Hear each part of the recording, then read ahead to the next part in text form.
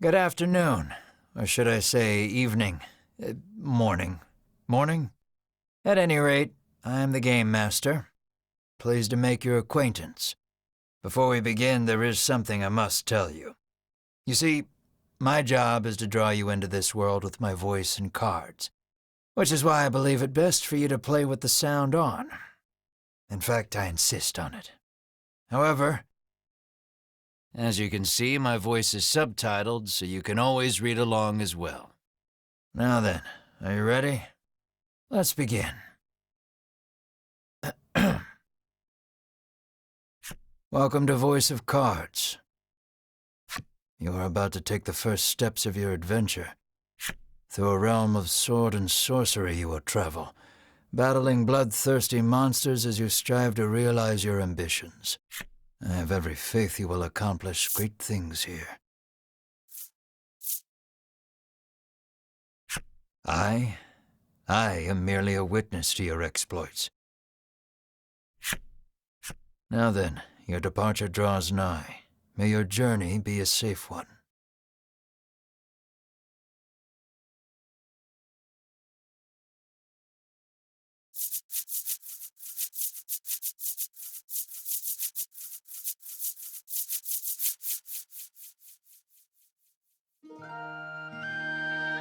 This is Castle Advent. Queen Nilla reigns over the kingdom from within its walls. 3 white-clad adventurers have gathered here at the Queen's summons. Present yourselves, O faithful of the Ivory Order.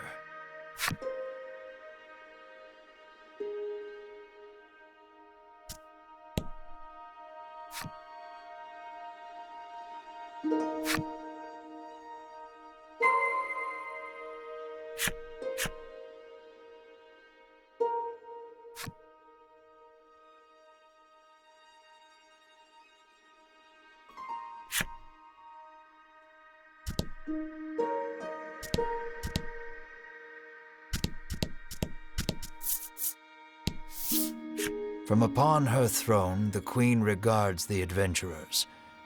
So you are disciples of the Order. The youngest of the 3 steps forward. She holds herself with well-born grace. I am Winifred of the Ivory Order, Your Majesty, she says. I lead this fellowship. She bows, glancing to her 2 companions. In response, the stern-looking one inclines his head and brusquely names himself Berwin.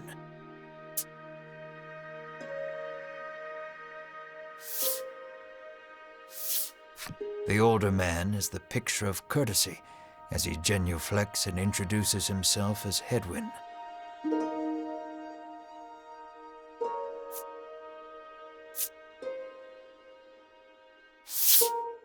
It is these 3 our story follows today. The Queen acknowledges the fellowship with a nod. In a soft voice, she explains her errand. Someone has stolen the royal treasure. I bid you reclaim it. Under normal circumstances, I would entrust this to my soldiers, but I do not wish to spread thin my forces with the recent monster troubles. It seems the troubled Queen has judged she can entrust this matter to none but the Ivory Order, beloved of the people and unmatchable in battle.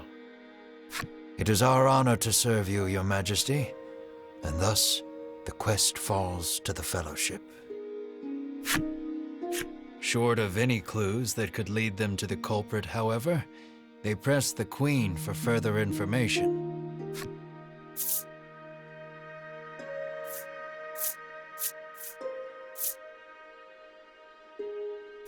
The Fellowship asks the Queen if she knows anything about the thief. The Queen says witnesses might be found at Nexton.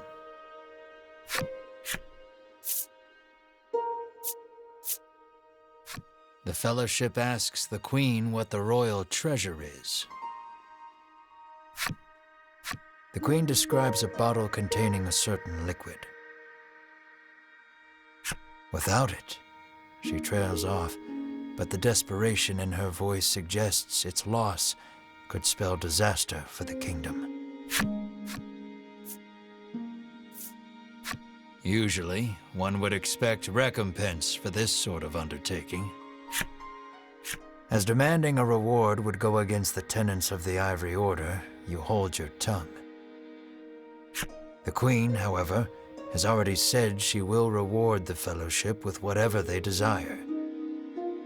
It seems the royal treasure is just that important. Pray tarry no longer here.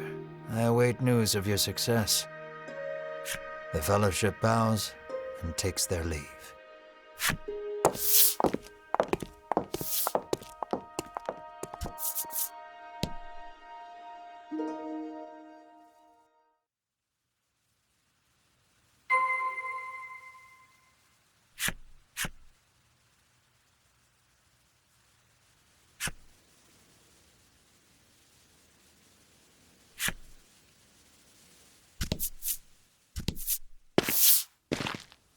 We can waste no time finding the treasure. Winifred strides toward town. Wait, cries Berwin, blocking Winifred's path. A monster. You dare stand in our way? Hedwyn scowls at the foul creature. It lunges at the Fellowship.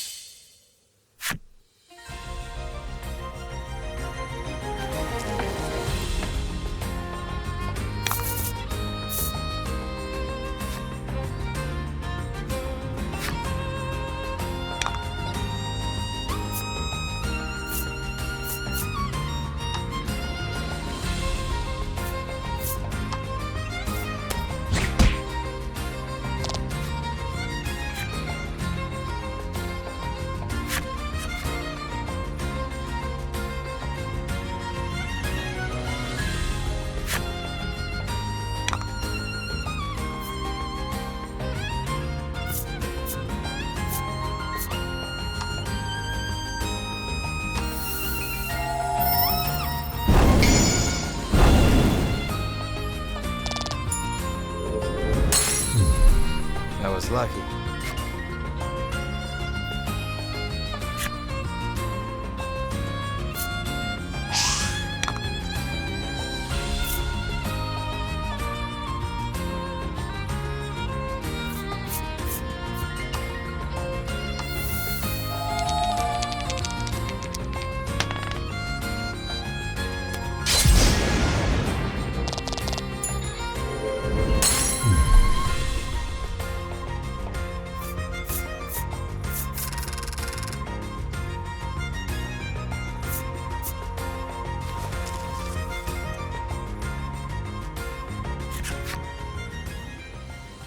Winifred heaves a disgruntled sigh as she smooths her rumpled garb. Showing no signs of weariness from battle, Berwin silently wipes the monster's ichor from his weapon. Hedwyn inspects the remains of their foe. The Queen spoke true, he mutters, his face masked in contemplation. Winifred gives a grim nod at his words. Mayhap the treasure's theft and the monster's behavior are connected somehow. First things first, the Fellowship needs to gather more information. To Nixton they set their sights.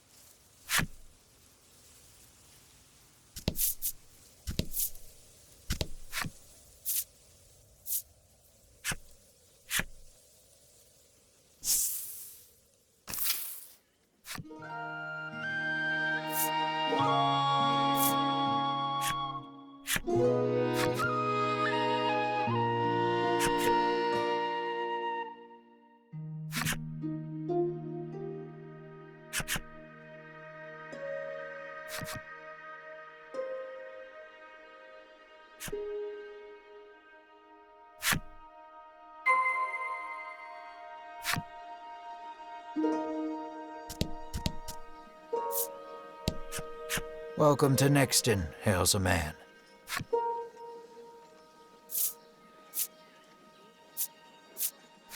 The Fellowship asks if he's heard anything about the theft of the royal treasure.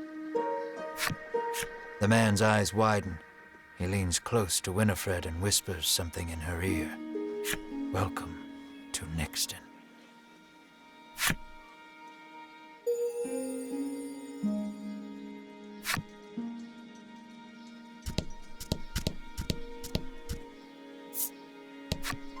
I'm too scared to leave town with all those monsters out there, the woman sighs.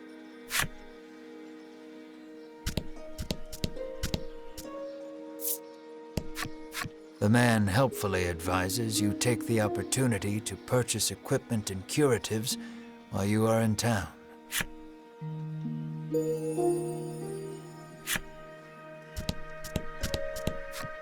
How may I help you? The proprietor inquires.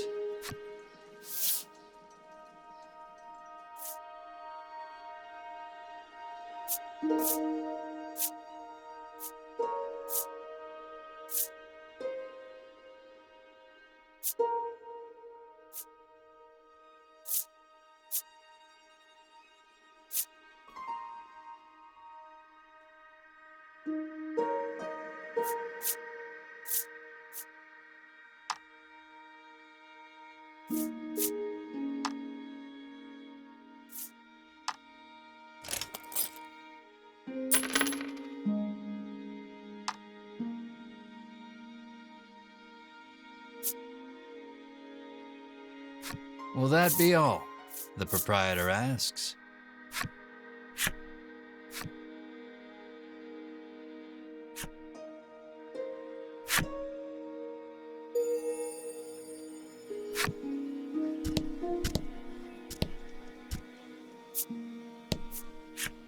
A woman sits hunched over by the side of the road.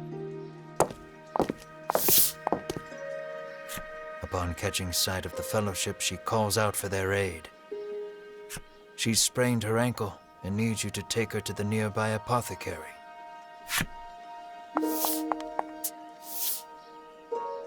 Winifred rushes to her and helps her up.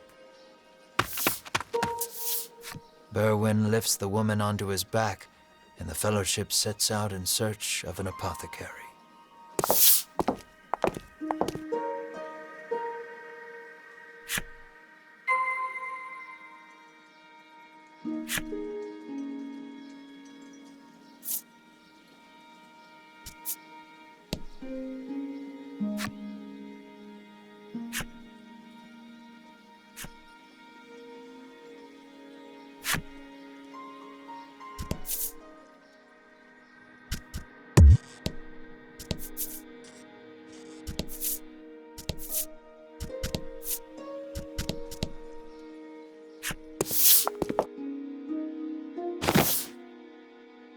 You arrive at the apothecary.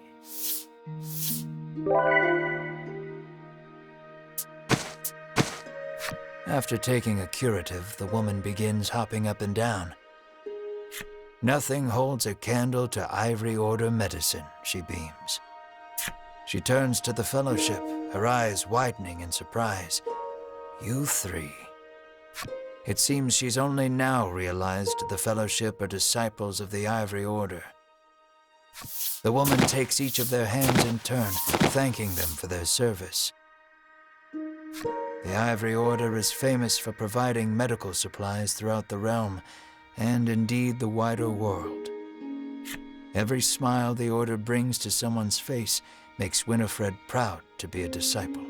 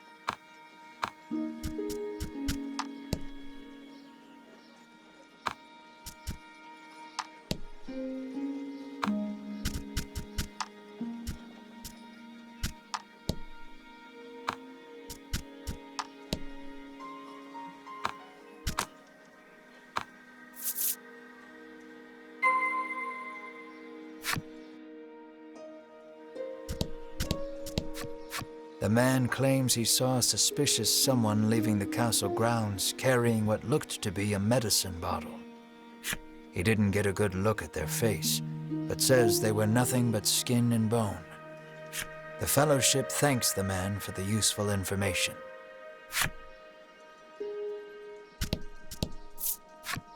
The woman begs the Fellowship for their autographs.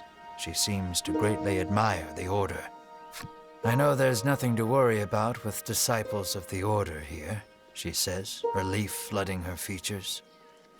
Upon asking, the woman says she was attacked by a monster outside of town. A strange creature, she says, nothing but bones, and it clutched a bottle of medicine as if its life depended on it.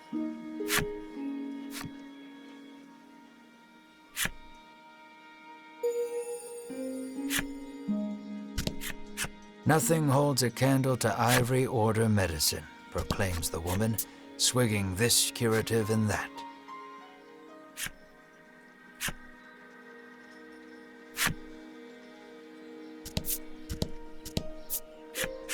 Apparently, there's a monster lurking around the outskirts of town stealing medicine, and only medicine.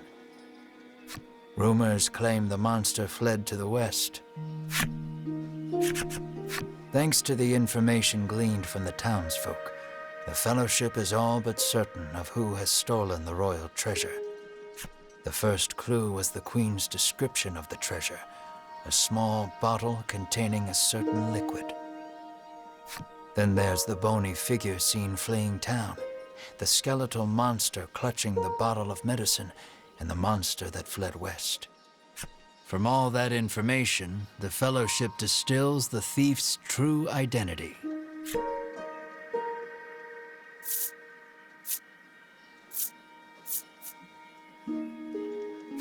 Realization strikes Winifred. I know who our thief is. The monster made of bones, Hedwyn interjects. The one that fled west. Berwin nods in agreement, as if to say, another sage pronouncement from the great and wise Hedwyn. Winifred clears her throat, proclaims that the Fellowship shall head west, out of town, and walks off.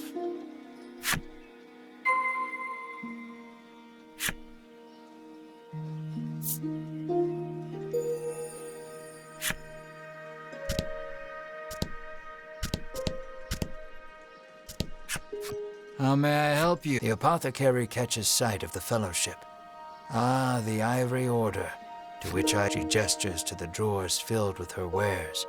Pray, choose one of my concoctions and take it at no cost. The Fellowship insists they will pay as any other customer would, and sets about browsing her wares.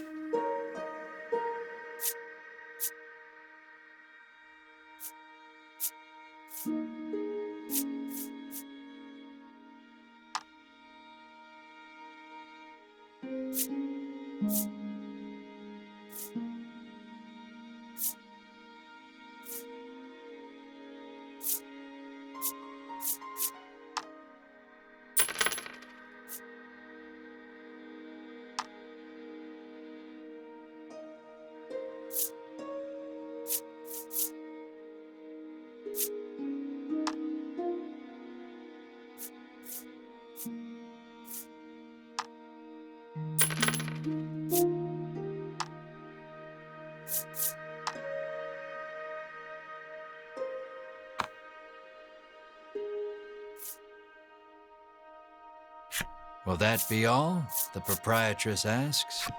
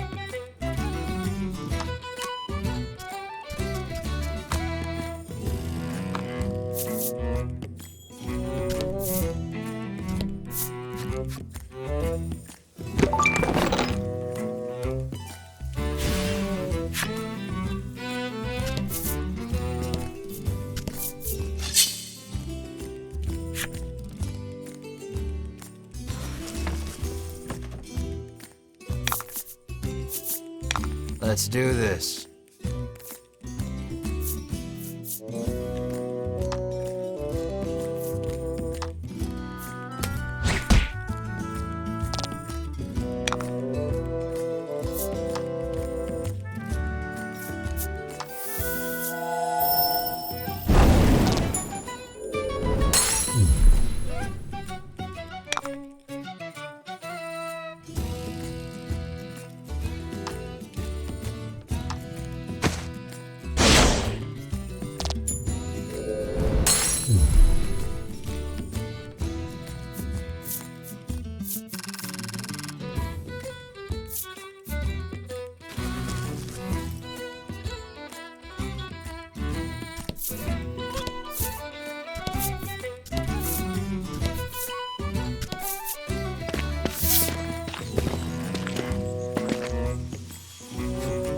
The Fellowship moves westward, only to be unnerved by the sight of a human figure moving through the trees. The presence of large packs suggests a traveler.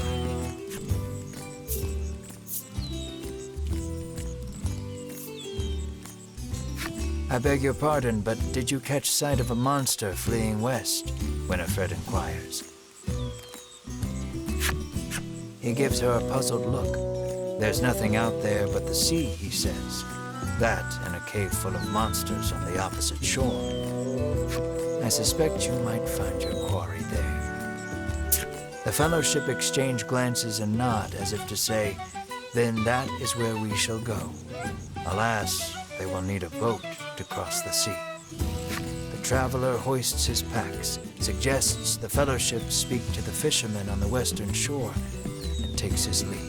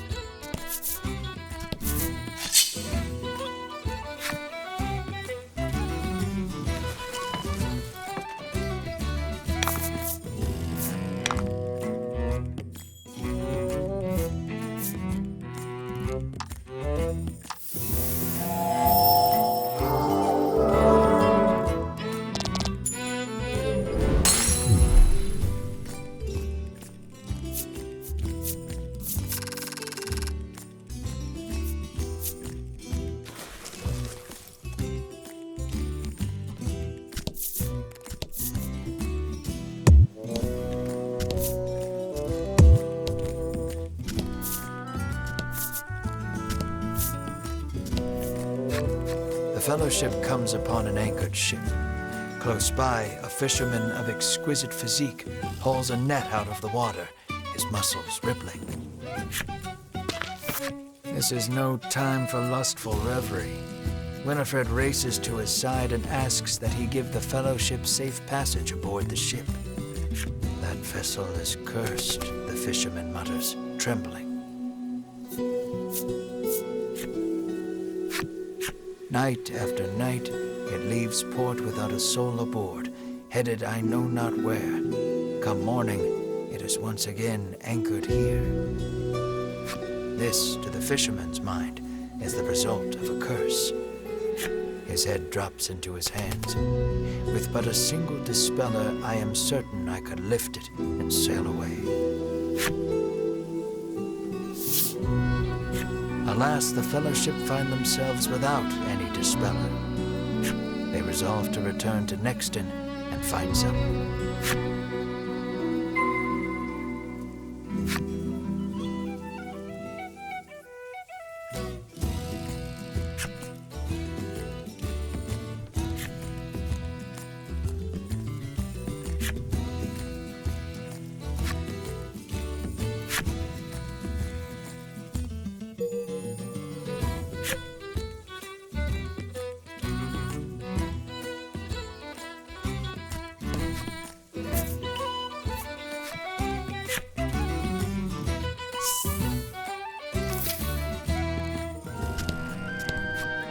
An innocent-looking young boy accosts the fellowship. Want to play a game with me? He asks expectantly.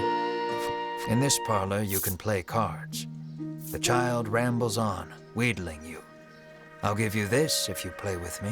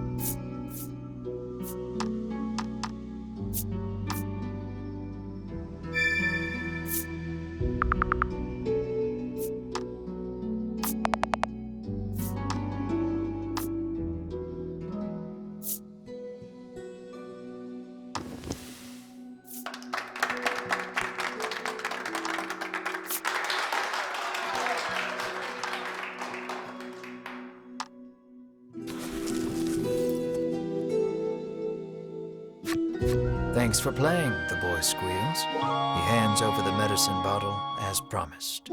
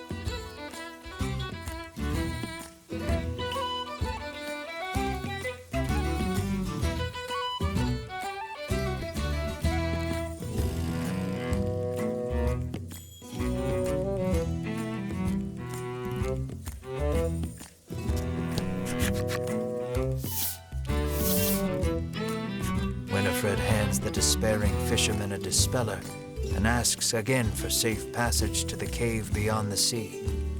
The fisherman snatches up the concoction, so delighted that his pectoral muscles begin twitching. The fellowship politely ignores this fact. He opens the bottle and proceeds to douse the sheep.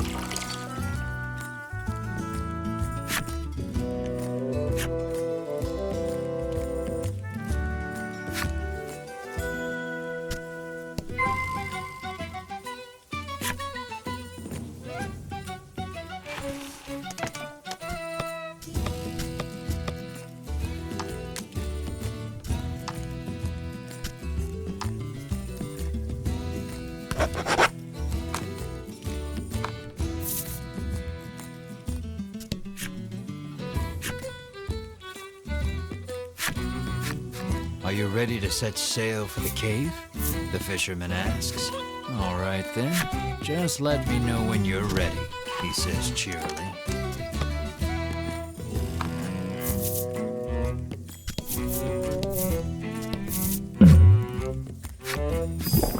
A monster appears to be in pain. So you may be able to aid it by administering some antidote.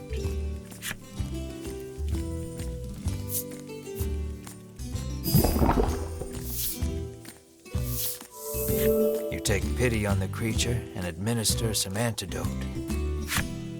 Healthy once more, it gets up and makes its way to who knows where. Every so often, you catch it looking back at you, but before long, it's out of sight.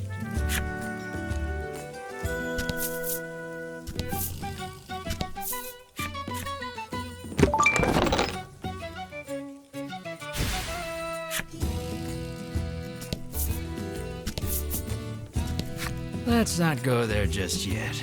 I haven't quite finished the story for that section, you see.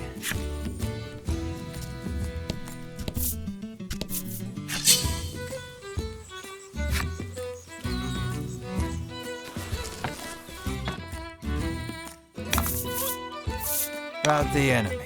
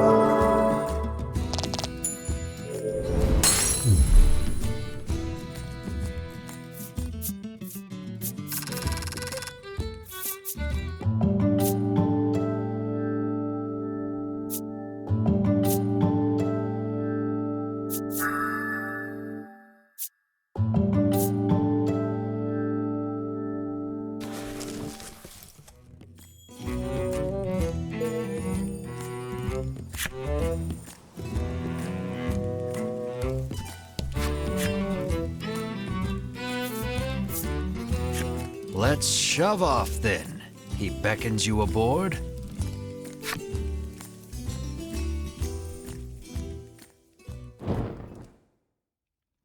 The Fellowship arrives at the mouth of a dank cave, its damp, rocky expanse threatening to swallow them. Monsters could come pouring out at any moment. The fisherman has anchored the ship in the cove. Come back here when you're ready to return to the mainland, he says.